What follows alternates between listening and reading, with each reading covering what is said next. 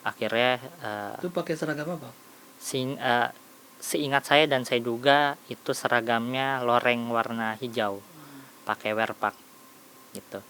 Terus akhirnya setelah saya lihat yang pelaku kekerasan ini kemudian memukul wajah bagian sebelah kanan saya, tepatnya di kuping, ya. Okay.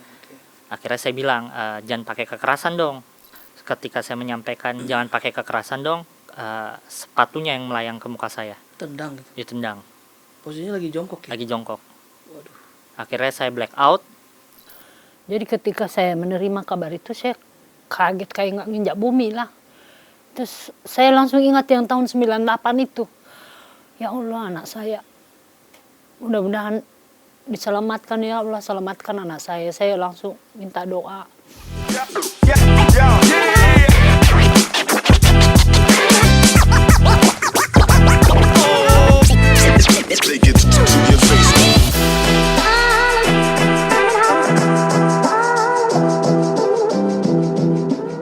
Assalamualaikum rekan-rekan pers.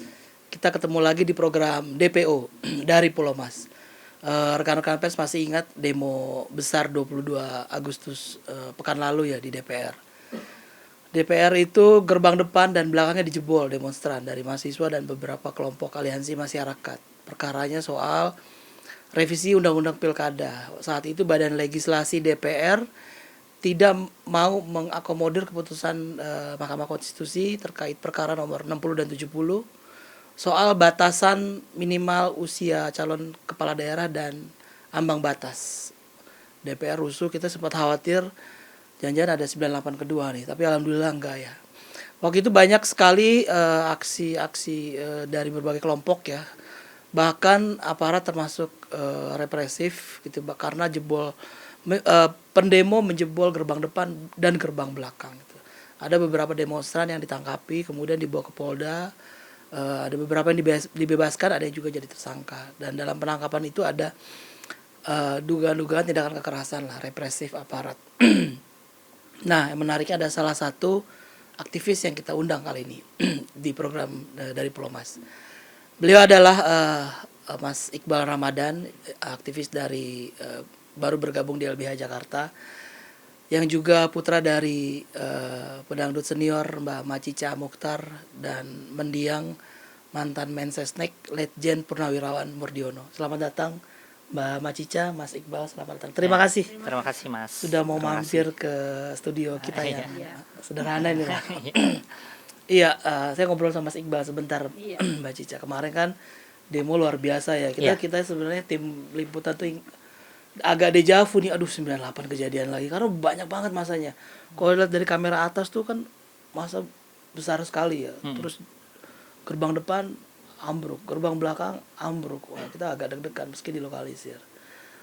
Mas Iqbal termasuk salah satu yang ada di situ hari itu ya. Iya, termasuk yang ada. Mas Iqbal waktu itu tergabung dalam kelompok teman-teman mahasiswa atau teman-teman advokat atau kelompok? Kalau tergabung dalam kelompok tidak Mas ya. Jadi datang karena kesadaran diri sendiri aja gitu. Tapi bersama teman lainnya. Nah, ini menarik nih. Datang atas kesadaran diri sendiri. Mas, yang bikin Mas Iqbal resah tuh apa sih? Enggak mau datang. Ini kan soal perkara MK yang tadi saya sebut di awalnya. Kenapa mau datang terus berdemo situ? Pertama kan putusan MK nomor 60 dan 70 itu jelas sebenarnya memberikan angin segar gitu bagi demokrasi dan baik gitu untuk demokrasi. Kemudian tiba-tiba saja dengan secepat kilat mau dianulir gitu oleh DPR dan pemerintah. Nah, jelas itu kemudian bagi saya pribadi dan mungkin bagi pemuda lainnya itu mengganggu kebatinan kami, bagaimana seharusnya demokrasi itu kemudian ditegakkan itu. Ini kan ada yang bilang demo kemarin untuk meloloskan salah satu kandidat. Ya kita sebut aja Pak Anies Baswedan. Jangan-jangan ada teman-teman yang disusupi untuk mengatasnamakan demokrasi, tapi sebenarnya pesanan. Mas Iqbal bagian yang mana? Kalau ditanya kalau ada isu ya seperti itu, aku rasa itu justru mengkhianati bagaimana mahasiswa mempunyai pikirannya sendiri, mempunyai analisanya sendiri gitu. Jadi nggak serta-merta kemudian demonstrasi mahasiswa itu selalu dikaitkan ada pesanan atau Pesanan-pesanan, sebagainya. ya. Dan pada nyatanya kan juga beliau Pak Anies tidak Maju mencalonkan di gitu. mana-mana. Iya, Ya, jadi hari ini sebenarnya ya. kasihan juga mahasiswa gitu kalau kemudian dikerdilkan apa yang menjadi Oke, betul. pikirannya. Iya, Nah, jadi buat rekan-rekan pers hari ini penutupan pendaftaran calon pilkada tuh kemarin Pak Anies nggak ada di mana-mana. Ya. Jakarta nggak ada, Jawa Barat yang sempat semalam ramai sampai jam 00 nggak ada juga. Jadi yang disampaikan Mas Iqbal benar berarti ya, nggak ada ditunggangi siapapun ya. iya. Nah terus Mas pas demo kemarin kan seru tuh, ya seru sih, cuman ada dibukuli segala macam. Mas Iya. Iqbal salah satu yang mendapat perlakuan kurang menyenangkan lah. Gimana kronologinya Mas? Jadi kalau kronologi itu awal mulanya kan saya lagi di sekitar JPO Oh, gitu. oke. Jadi ke arah gerbang DPR itu ada JPO untuk menyeberangi tol itu. Saya lagi di posisi situ sekitar jam 3 atau jam 4 gitu. Udah Saya lupa sore lah, ya? pokoknya sekitar situ sudah sore lah. Kemudian ada teriakan massa yang teriak jebol jebol jebol gitu. Oh, Jadi saya mencoba menghampiri melihat maksudnya jebol ini apa ya. Oh ternyata gerbang. pagarnya sudah rubuh gitu. Oh itu udah ambruk posisinya. Udah ambruk posisinya. Terus kemudian banyak massa yang berlarian masuk ke dalam berhamburan. Terus terjadi kontak fisik dengan pihak keamanan. Kemudian sempat mahasiswa mundur. Nah, ketika maju lagi ada banyak massa kemudian ikut masuk. Saya melihat ada seseorang yang perawakannya mirip teman saya. Nah, hal itu kemudian yang mendorong saya memberanikan diri untuk masuk, karena ketika saya melihat terjadi kontak fisik dengan aparat, saya teringat ketika waktu demonstrasi besar-besaran juga di 2019 RDK, salah satu teman saya itu koma selama 1 bulan. Jadi Oh iya, ya kenapa? kepalanya pecah. Pukul atau? Iya, Faisal Amir. Jadi saya takut hal itu berulang kembali. Oke. Saya masuk memastikan apakah teman saya aman atau nanti Itu temennya masuk lari atau lagi dibawa aparat? lagi nggak lari sih. Saya lihat dia kayak lagi kayak lagi loncat-loncat. Nah, tapi bukan loncat-loncat sih, kayak posisi demonstran yang lagi mengekspresikan dirinya lah, kan ada biasa tuh yang loncat-loncat atau Yel-yel segala iya. macam ya. Terus akhirnya saya masuk, kemudian tiba-tiba ada balasan lemparan batu dari pihak keamanan Dari dalam. Nah, akhirnya lempar-lemparan batu di antara kedua belah pihak. Rusuh dong tuh. Ya, rusuh di titik tempat pagarnya yang sudah rubuh kebuka. itu. Berarti agak ke dalam ini ya? Iya. Agak di dalam ya. Depan. Akhirnya saya mengamankan diri ke arah kiri, jadi menjauhi titik kerusuhan itu. Saya menjauhi diri ke arah sebelah kiri bersama beberapa demonstran lainnya. Ada yang manjat, kabur, menyelamatkan diri. Akhirnya saya sampaikan ke demonstran lainnya, kita putar balik badan aja, menyerahkan diri, karena kita sedang tidak melakukan tindak pidana apapun. Menyerahkan Itu, diri. iya. Saya mutar balik badan, kemudian saya minta kepada demonstran lainnya, kita buat border yuk. Gitu. Jadi kenapa buat border? Untuk menandakan sikap kita kalau kita nggak akan melakukan perlawanan atau kooperatif gitu. Nah, di situ sempat kita ditarik sama pihak keamanan. Nah, waktu ditarik mau dibawa ke atas gitu, jadi tanahnya sedikit tinggi. Naik ya. Saya sempat lepas dari pantauan pihak keamanan gitu. Jadi sebenarnya punya kesempatan untuk kabur. Jadi saya diam melihat ke arah pagar yang sedang udah ambruk yang udah ambruk itu. Setelah itu kan banyak lempar-lemparan tuh. Akhirnya saya kembali menghampiri, ada 2 aparat yang nggak berseragam, saya hampiri, kemudian saya bilang, Pak, temani saya keluar, maaf, saya tanya dulu, kamu siapa gitu. Saya bilang saya demonstran. Ya udah kamu keluar sana. Akhirnya saya sampaikan, tolong dampingin saya keluar karena saya takut terkena lemparan batu gitu. Nah, disampaikan lagi sama pihak keamanan itu, udah kamu keluar aja, aman kok, nggak bakal terjadi apa-apa. Nah, akhirnya enggak, saya sampaikan ke mereka, Pak, lebih baik saya di sini daripada saya keluar, takutnya kan kena lemparan ini ya, salah sasaran gitu. Nah, di saat yang bersamaan kemudian saya melihat ada teman saya di belakang aparat itu lagi disuruh diminta jongkok, sama bajunya Oh, udah udah terbuka ketangkap itu sebelah. berarti ya? Udah ketangkap, iya. Banyak Terus siswa di- mengalami kekerasan. Ada berapa banyak yang di situ pas ngelihat temen? Jadi sebenarnya ada 4 atau 3 gitu, tapi yang masih di lokasi teman saya aja, jadi sisanya udah dibawa Udah semua. dalam, bukan ke Ya, tarik terus saya sampaikan, Pak, saya mau ngedampingin teman saya sekalian gitu, dengan upaya mungkin bisa saya lakukan negosiasi atau agar tidak terjadi kekerasan gitu. Nah, akhirnya tiba-tiba ada salah satu pihak keamanan yang tiba-tiba teriak menyuruh saya jongkok.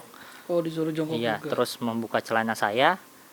Nah, pada saat saya membuka celana saya kemudian jongkok, tiba-tiba ada salah satu pihak keamanan yang menarik rambut belakang saya, kemudian Dijambak gitu Iya, maksudnya? dijambak, terus ditempeleng.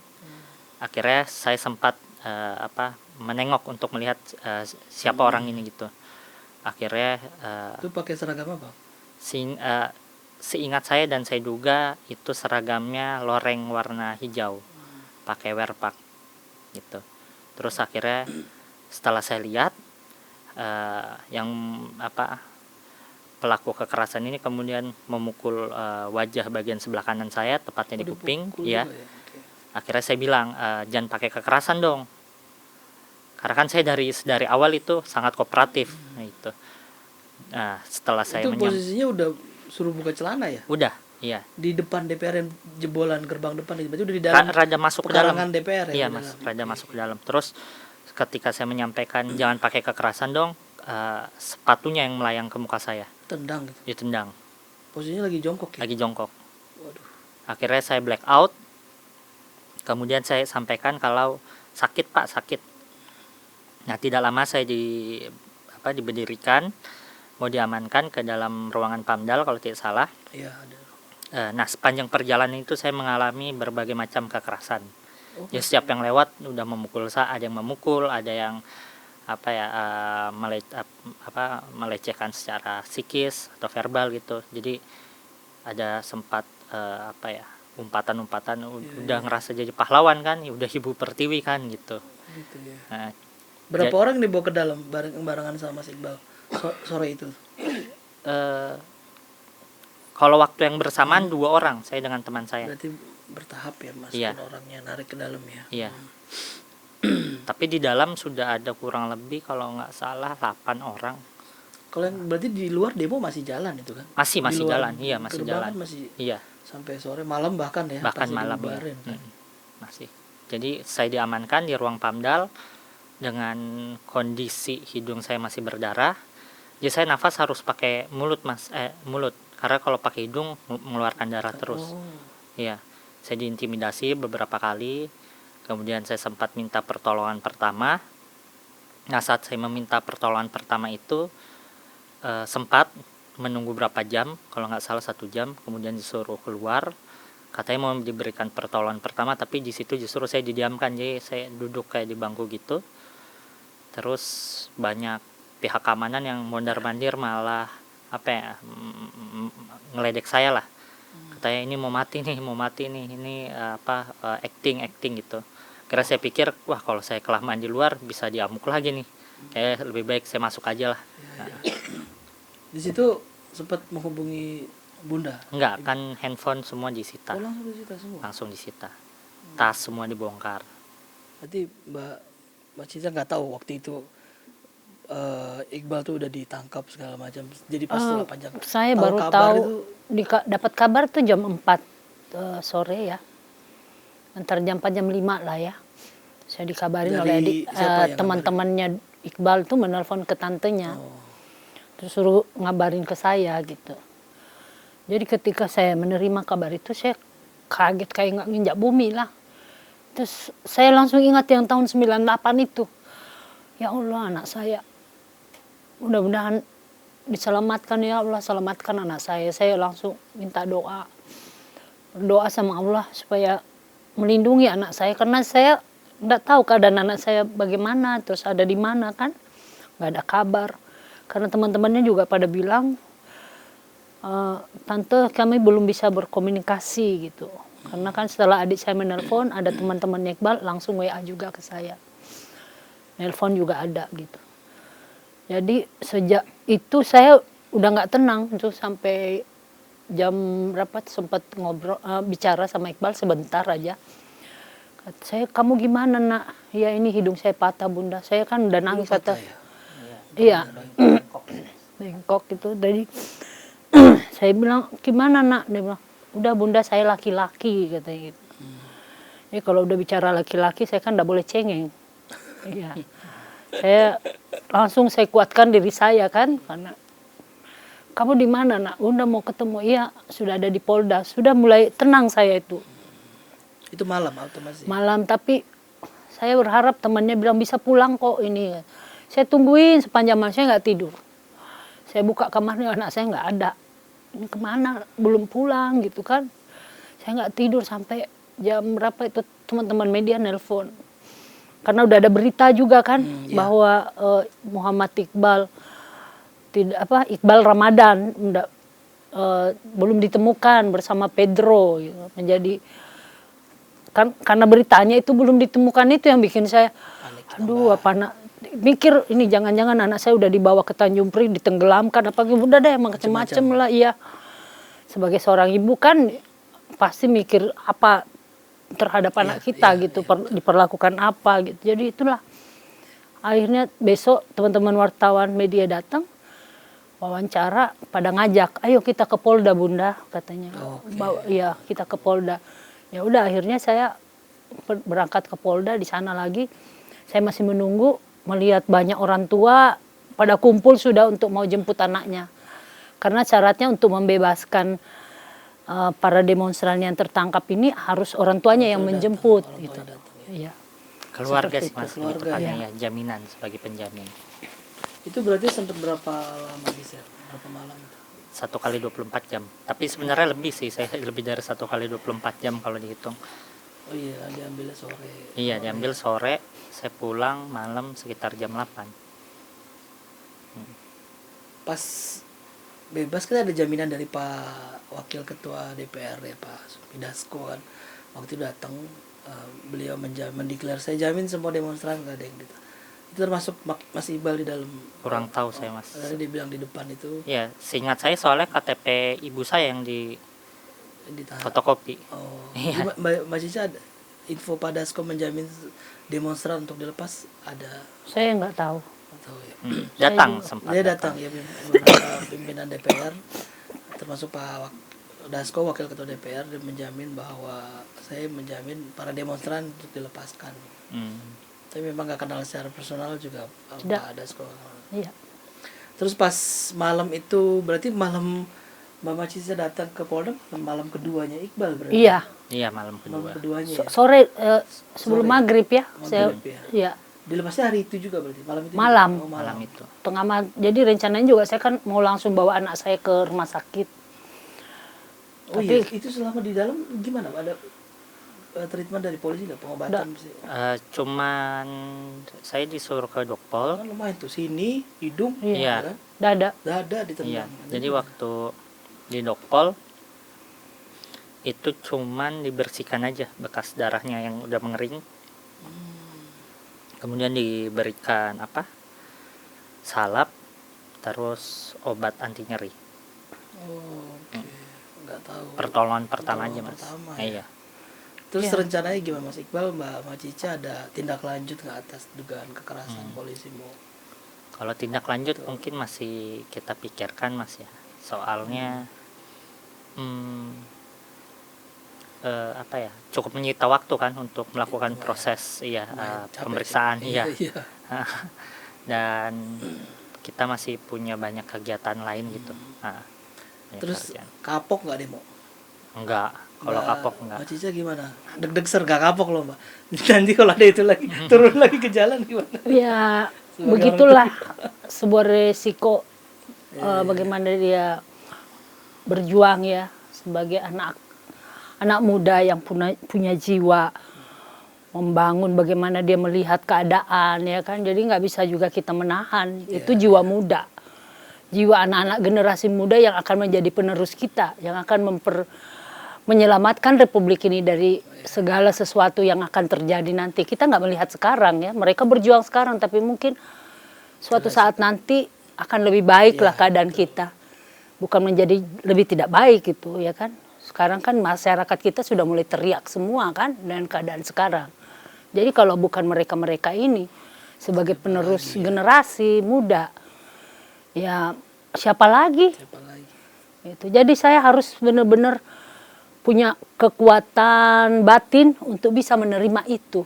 Walaupun sebenarnya sebagai seorang Deg-degan juga. yang melahirkan dia, yang membesarkan dia kan. Mas Iqbal kalau demo, Iya. kasihan nih Bunda, kasihan nih. Saya pokoknya hanya mendoakan aja supaya anak saya selamat, anak-anak lain yang ikut berdemo bisa selamat karena mereka berjuang. Iya, iya. Ya. Saya penasaran Mas Iqbal sebenarnya ya. Mas Iqbal kan masih muda ya. Terus sekarang aktif di LBH Jakarta ya, mau bergabung ya. Udah tinggal pelantikan aja ya sebenarnya udah. Di usia Mas Iqbal ini kan sebenarnya bukan orang biasa gitu. Dulu Pak Mur almarhum kan orang besar pada masanya kan. Mas Iqbal lahir 2 tahun sebelum reformasi jatuh, 96. Terus sekarang Mas Iqbal gabung di LBH Jakarta yang nggak seperti anak kebanyakan. Kalau menurut saya agak bingung sebenarnya nih Mas Iqbal nih minatnya itu kan termasuk kasus-kasus pro bono kan banyak di LBH Jakarta ya pasti ya. Semua kasus pro bono pasti kan.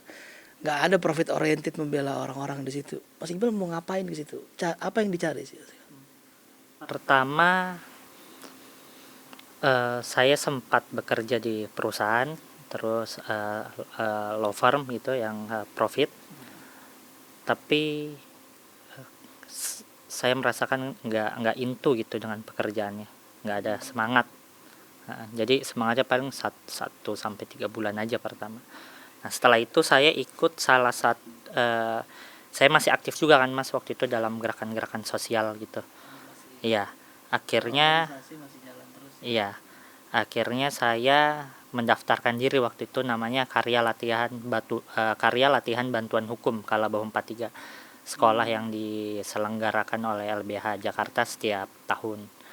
Kira saya coba mendaftarkan diri, kemudian menarik ya isu-isunya, maksudnya kita punya perspektif baru gitu, keberpihakan gitu kepada masyarakat. Nah setelah itu sepertinya hal-hal seperti ini menarik minat saya. Kemudian disitulah saya mulai coba mendalami, mulai mempelajari hal baru lagi gitu.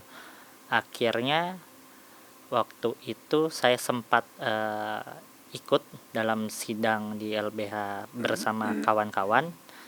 Waktu itu sidang kasus, salah satunya kasus perdata, tapi jadi waktu itu ada beberapa warga, kurang lebih 34 kakak yang digugat oleh ahli waris gitu.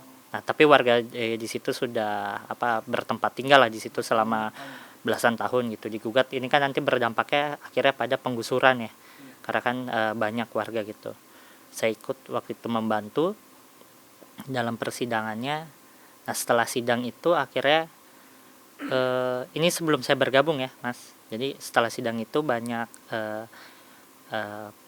orang tua yang sudah parubaya gitu menghampiri saya, terus mereka mengatakan terima kasih ya Mas, terima kasih.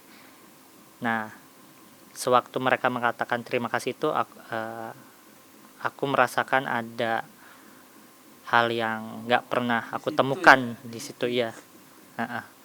Jadi akhirnya kayaknya lebih baik deh kalau kita berguna gitu bagi orang lain.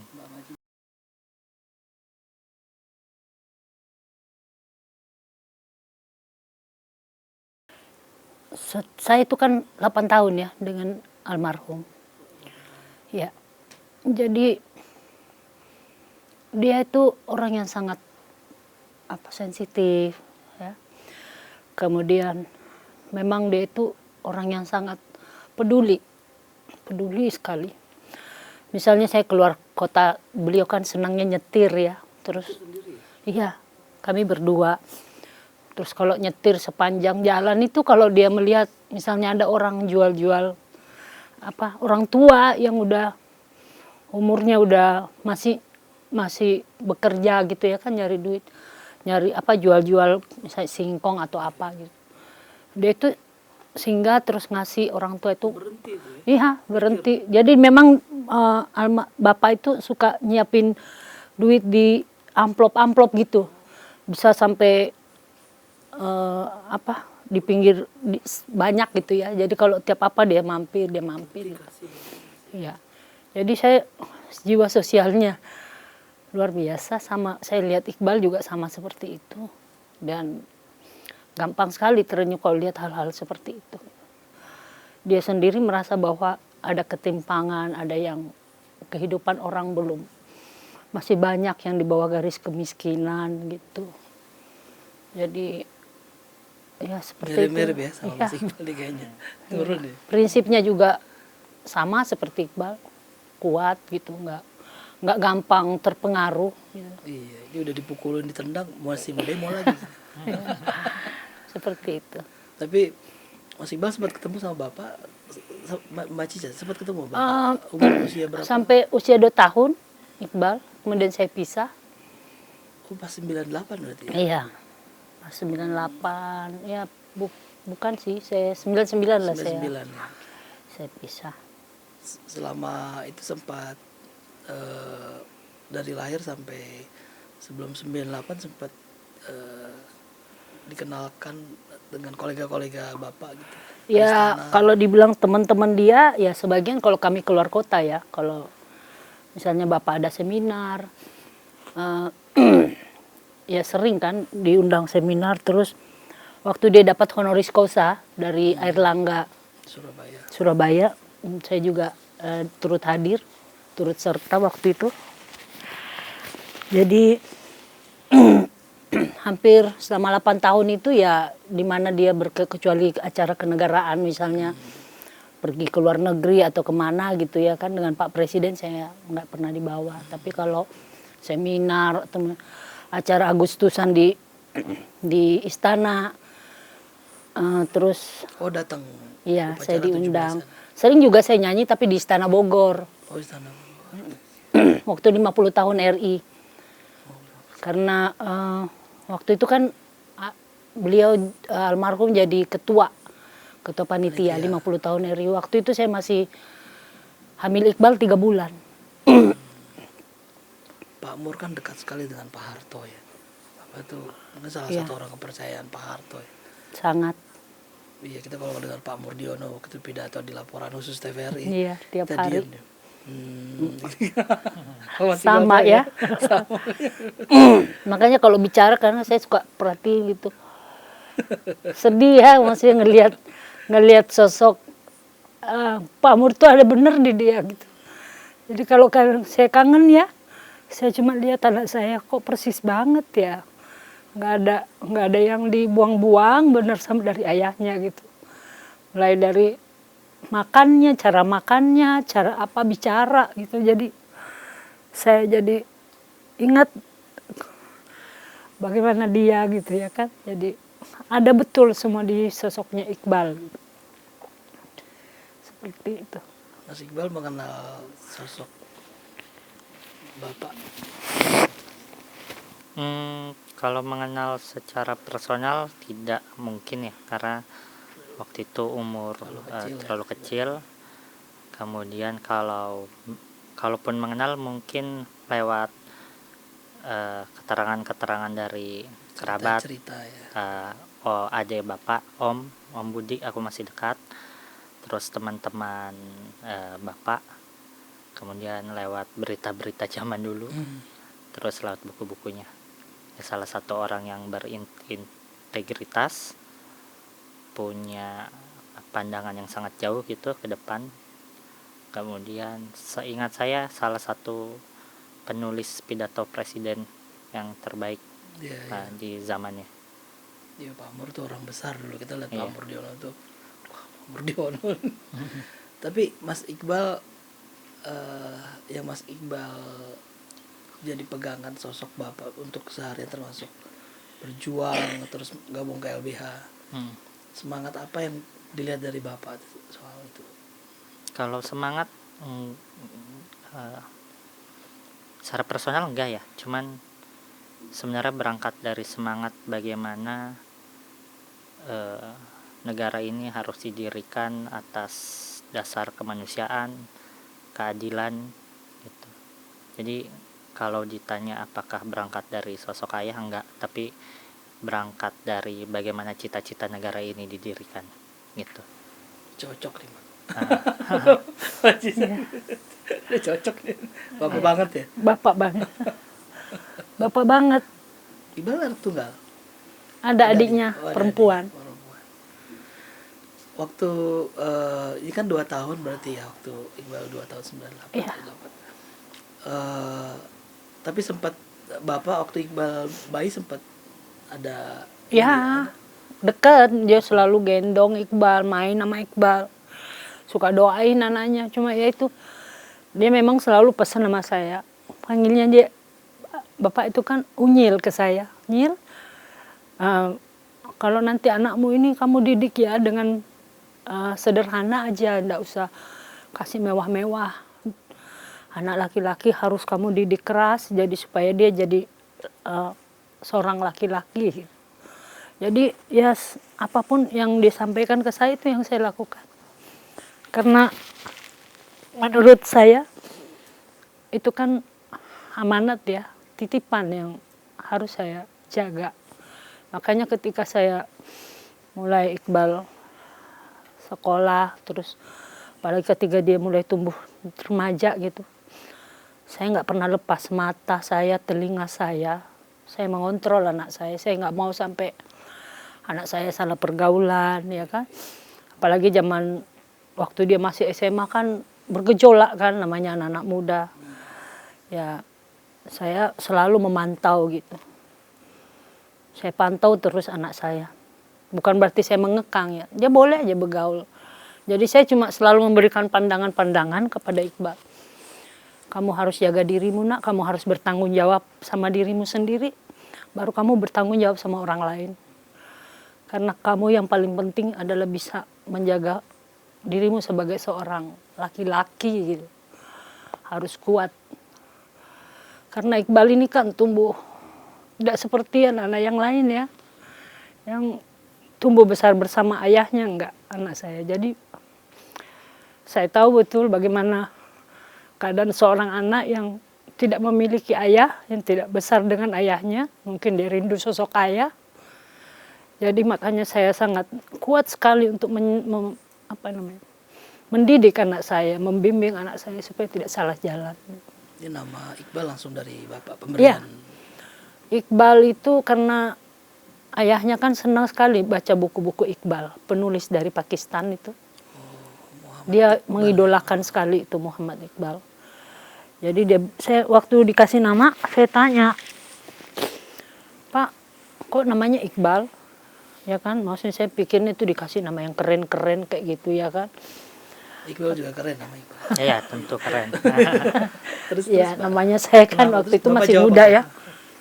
Bapak bilang, ini Iqbal itu nama idola saya. Siapa itu, Pak?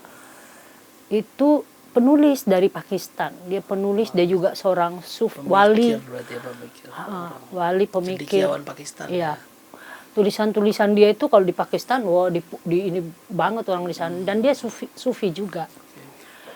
Dia pengen anaknya seperti itu. Doa orang tua.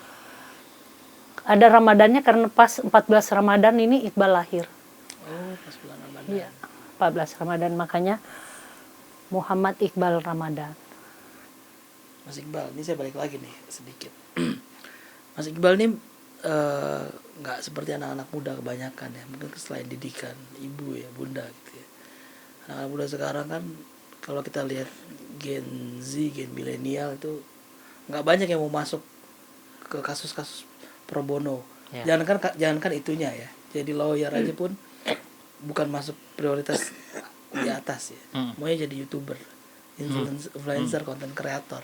Sekitar itulah. Mas Iqbal beradvokat, beracara LBH Jakarta pula gitu ya. Saya sendiri agak bingung, Mas Iqbal mau memperjuangkan apa? Keresahan apa yang mendalam sehingga pas nyoba di sidang dapat terima kasih dari orang yang kena gusur? Apa itu titik baliknya atau memang udah ada minat sebelumnya ingin? Minat sudah ada, cuman untuk memahami bagaimana kemudian hukum itu bekerja dan seringkali tidak menjadi alat untuk mencapai keadilan, di situ baru mulai mempunyai minat yang besar gitu untuk terlibat jauh dalam gerakan-gerakan bantuan hukum struktural. Jadi kenapa saya berminat? Pertama, saya rasa sebagai seorang manusia akan sangat menyedihkan gitu ketika kita melihat bagaimana masyarakat miskin, buta hukum dan tertindas itu tidak mempunyai akses bantuan hukum yang layak.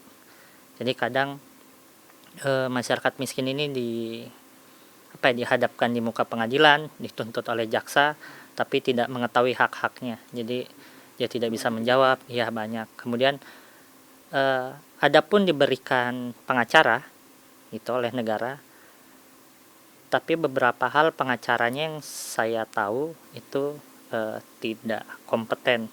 Jadi dia nggak into dalam kasusnya. Cuman formalitas saja, sebatas tanda tangan BAP, sebatas didampingi saat pengadilan gitu. Jadi saya rasa akan sangat menyedihkan ketika kita melihat masyarakat miskin, buta hukum dan tertindas itu kemudian direnggut kebebasannya gitu. Kan pasti orang kalau di depan pengadilan, terutama untuk pidana, ujung-ujungnya kan pasti hukuman kurungan atau penjara. Dan itu sangat menyedihkan gitu. Kita pasti melihat dia punya keluarga yang harus diberikan menjadi tulang punggung keluarga dan sebagainya. Belum lagi dalam kasus-kasus perdata gitu, banyak hal lah gitu. Masyarakat kemudian jadi tergusur, dia terpinggirkan gitu, jadi tidak mempunyai hak atas kehidupan yang layak dan sebagainya.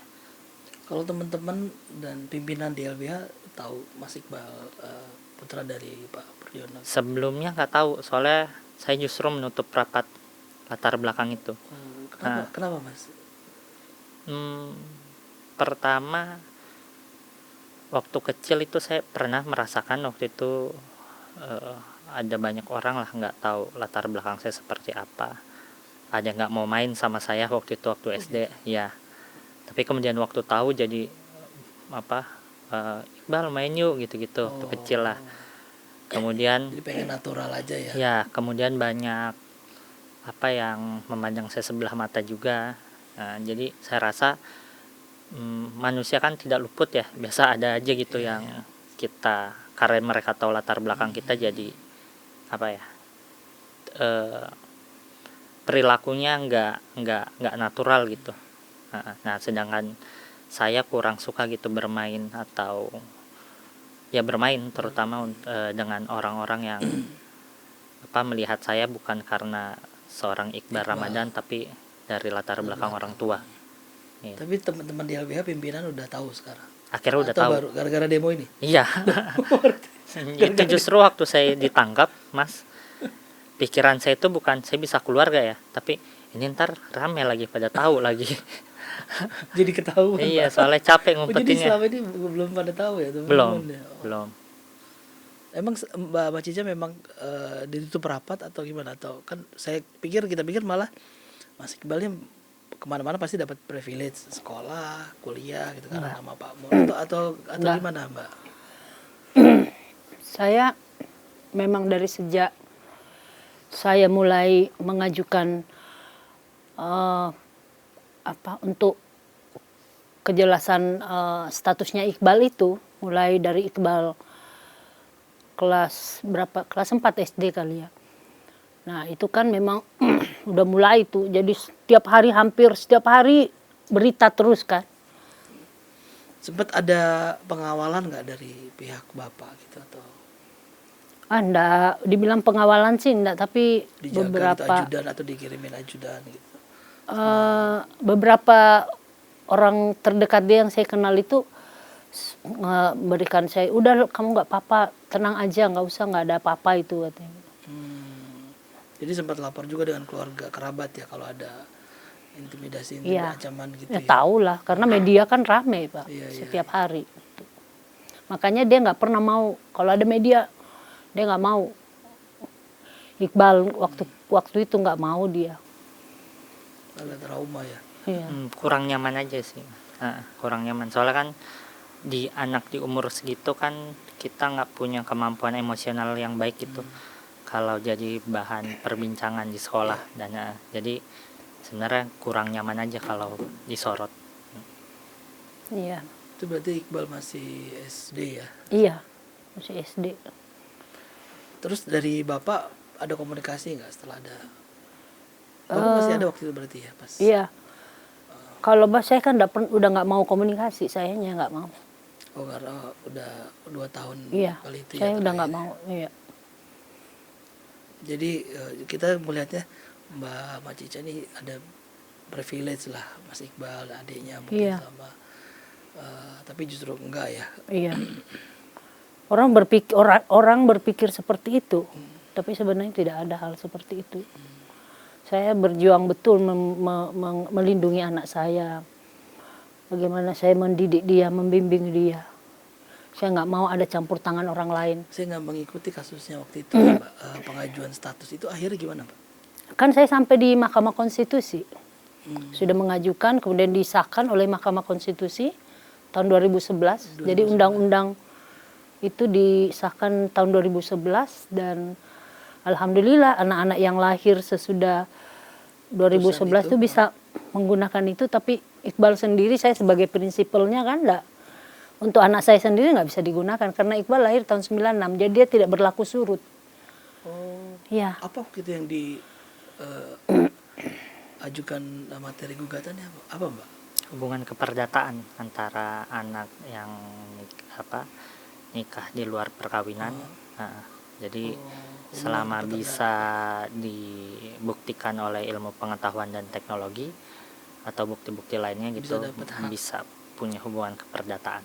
Oh justru jadi yang dapat yang lain ya? Iya. Wah ini. Jadi itu yang saya perjuangkan itu. Tapi dalam berjuang namanya berjuang. Iya. Ada aja kan hal-hal yang membuat kita jadi. Tapi jadi bermanfaat mungkin buat yang lain ya. Iya, alhamdulillah. Iya. Sangat bermanfaat. Itu ilmu sedekahnya jalan terus berarti. Saya tuh sederhana aja pemikiran saya pada saat itu. Saya berpikir begini. Kenapa kok ada batasan seperti ini? Sementara anak itu kan takdirnya yang dia nggak bisa menolak dong, namanya takdir ya. Betul. Tapi ini kan anak-anak yang nantinya akan jadi generasi penerus yang akan, kenapa mereka diberi ketidakadilan gitu loh. Padahal kan sama aja kan. Dia lahir dari seorang ibu ya, yang dia tidak tahu harus bagaimana. Kemudian anak kita harus mengalami itu, menerima keadaannya, dipaksa untuk menerima gitu. Jadi saya berpikir seperti itu, gimana ya, saya aja mengalami hal seperti ini, gimana orang lain. Iya. Anak nggak bisa milih lahir dari Nggak rahim bisa mana milih. ya. Iya. Mas Iqbal kalau mau minum dulu Mbak, kalau mau minum dulu sih. Boleh, terima Ada kasih. tisu? Ada tisu. Tapi Mas Iqbal selama ini Terima kasih. ada terganggu iya mungkin dengan latar belakang. Tapi ada ini lagi, ada yang justru hal positif Kak. Pasti banyak juga kan hal positif. Banyak, tentu banyak banget. Misalnya apa dari Biasa ada dari kerabat-kerabat ayah yang dulu masih menghubungi itu. Oh masih. Iya, masih menghubungi. Apa tuh dari Makassar ya? Sulawesi ya? Iya, Ya kalau Selatan ya? saya Sulawesi. kami Bugis Kami Makassar. Saya Bugis Makassar. Kalau Iqbal bapaknya kan Jawa. Hmm. Oh, Mbak Cica yang dari Makassar. Iya, Iya, Bugis kita Makassar. Jadi masih suka kontak dengan kerabat-kerabat dari- beberapa ada masih sering melakukan kontak. Iya. sampai sekarang kan. Berarti kemarin yang ditangkap di Polda ada kerabat yang ikut. Ya pasti ada Bantu itu. Iya. Tapi kan nggak mungkin tidak langsung turun ya, mungkin di atensi gitu. Iyalah, mudah-mudahan. Tapi Mas Iqbal ke depannya nih, tadi kan Mas Iqbal nggak akan berhenti buat demo, Mbak. Hati-hati tuh, Mbak. Kita nggak tahu nih pemerintahan ke depan ya. Yang mudah-mudahan sih, ya kita juga nggak tahu lah, kita nggak bisa garansi apa-apa kan. Yang sekarang Pak Jokowi tinggal menghitung bulan lah. Iya. Tapi di injury time ini justru lebih banyak Iya lagi. gejolak ini, itu kita tahu sendiri lah. Mas Iqbal, kalau Mas Iqbal mengkritisi soal pemerintahan sekarang di ujung waktunya, apa yang dilihat dari Pak Jokowi 10 tahun membangun nih infrastruktur segala macam, di ujung periodenya justru ada beberapa yang bikin orang kayaknya lupa semua sama pekerjaannya selama hampir 10 tahun. Kalau untuk pembangunan infrastruktur itu kan sebenarnya tidak bisa dilepaskan dari bagaimana hak asasi manusia ya. Kemudian bagaimana infrastruktur itu dibangun, apa ya bahasanya, dibangun tanpa melibatkan partisipasi publik yang bermakna gitu. Jadi banyak infrastruktur yang terbangun justru kita banyak melihat itu di berita-berita ada masyarakat adat kemudian yang dirugikan, kemudian lingkungan yang dicemarkan dan sebagainya gitu. Dan beberapa bahkan masyarakat adat di beberapa daerah justru dikriminalisasi ketika menolak beberapa pembangunan gitu. Beberapa kebijakan ditolak justru represif ya. Iya, nah itu pertama. Nah yang untuk kedua, bagaimana kemudian sistem politik hukum yang terjadi selama periode rezim Jokowi. Iya, banyak pengamat atau ahli hukum dan ahli politik yang mengatakan banyak terjadi penyimpangan hukum, kemudian pembuatan produk hukum atau undang-undang yang tidak memakai etika gitu, seperti kemarin kan. Iya. Yang kemudian putusan MK nomor 90, kemudian putusan MK nomor 60 dan 70 yang justru baik justru mau dianulir atau tidak hampir saja tidak dipergunakan gitu untuk peraturan KPU gitu, salah satunya. Mbak Cica, nanti kalau ke depan Iqbal ini lebih keras mengkritisi pemerintah nih gimana? Turun ke jalan segala macam, deg-degannya panjang loh. Ya, kalau saya intinya apa yang diperbuat atau dilakukan oleh anak saya pasti dia udah pikir ini, udah berpikir udah lebih jauh gitu. Jadi saya kan dari dia masih tumbuh remaja, saya selalu mengajarkan anak saya untuk bertanggung jawab. Apa yang kamu lakukan itu kamu harus bertanggung jawab sama dirimu, baru bertanggung jawab kepada yang lain. Jadi saya tanamkan anak saya, kamu harus selalu berbuat baik. Dan saya yakin itu apa yang dia lakukan pasti dengan tujuan yang baik. Kalaupun semuanya akan terjadi hal-hal yang di luar dugaan kita, ya udah, saya pasrah, saya minta sama Allah memberikan pertolongan, senantiasa melindungi anak saya. Karena saya tahu Allah itu Maha Pengasih, Maha Penyayang. Kalau kita berbuat baik, pasti Allah akan selalu melindungi. Seperti itu.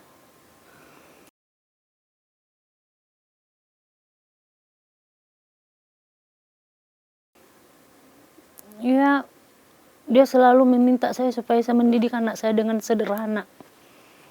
Dengan kesederhanaan. Makanya saya tidak pernah mau anak saya dengan memperlihatkan kemewahan atau apa. Saya harus mengisi jiwa raga anak saya dengan ilmu, dengan jiwa kemanusiaannya yang harus dibimbing terus. Karena namanya anak kecil kan masih belum tahu. Tapi kalau kita sebagai orang tua sudah mengarahkan anak kita, insya Allah Dan itu alhamdulillah saya sudah melihat anak saya tumbuh seperti sekarang. Saya kalaupun besok lusa saya sudah tidak ada, saya sudah yakin bahwa anak saya akan menjadi anak yang baik, berguna bagi buat banyak orang, bangsa, negara. Tuh. Saya pun meninggalnya dalam keadaan tenang pasti. Mas Iqbal gimana melihat ibu yang udah ikhlas nih, bunda kayaknya ikhlas Mas Iqbal mau berjuang. Ini terakhir nih Mas Iqbal, pertanyaan saya.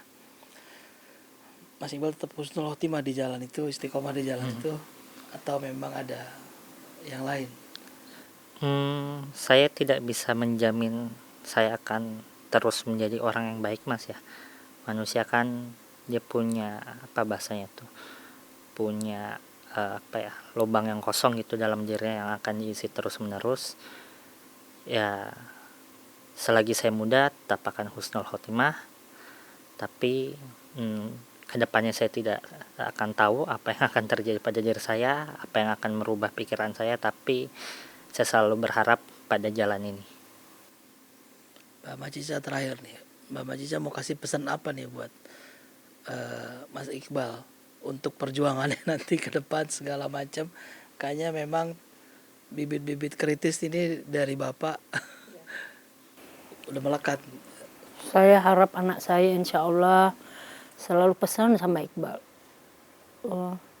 jadilah orang yang baik, tetap jadi orang yang baik. Nah, apapun keadaanmu, kalau di apa orang tetap aja baik, berbuat baik. Karena kebaikan itulah yang juga akan menjadi pegangan kita, ya kan, dunia dan akhirat. Bukan cuma dunia aja, di akhirat pun kita pasti akan dibalaskan oleh Allah. Seperti itu.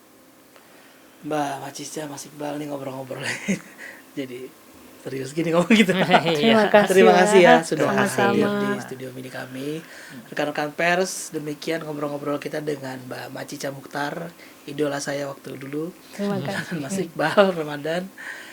Tim DPO dari Pulau Mas izin pamit. Terima kasih. Wassalamualaikum warahmatullahi wabarakatuh. Waalaikumsalam warahmatullahi wabarakatuh. Terima kasih, Mas.